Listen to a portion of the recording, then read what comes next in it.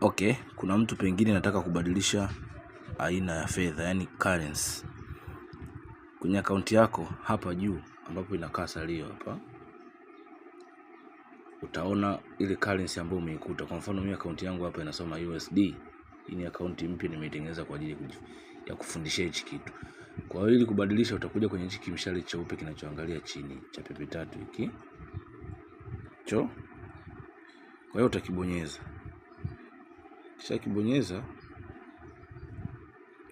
utaona hapa kuna hiyo aina ya currency ambayo umeikuta ambayo ni, kwa mfano mimi ni hapa ni USD. Kwa hiyo utabonyeza hapo kwenye USD. Kama utakuta TZ shillings ndio utabonyeza kwenye TZ shillings. Kama inategemea na currency kwa umeikuta by default. Kwa mimi nabonyeza USD, zitakuja option nyingine. Kwa mfano hapa mwanzo mimi ilikuwa USD, nataka niipeleke kwenye TZ shillings. Tabonyeza hapo kwenye TZS. Tabonyeza. Alafu chini yake itatokea TZS, itaibonyeza nini? Tabonyeza nini? Neno confirm.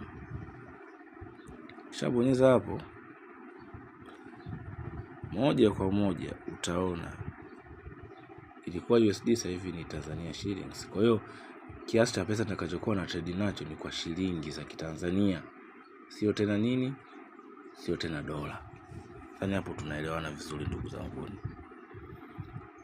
Kwa hiyo ukitaka kurudi tena kwenye dola unabonyeza hapo hapo.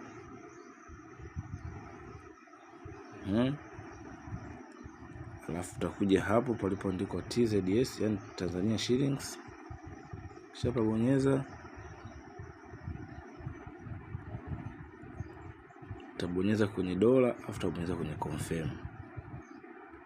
Kisha bonyeza confirm,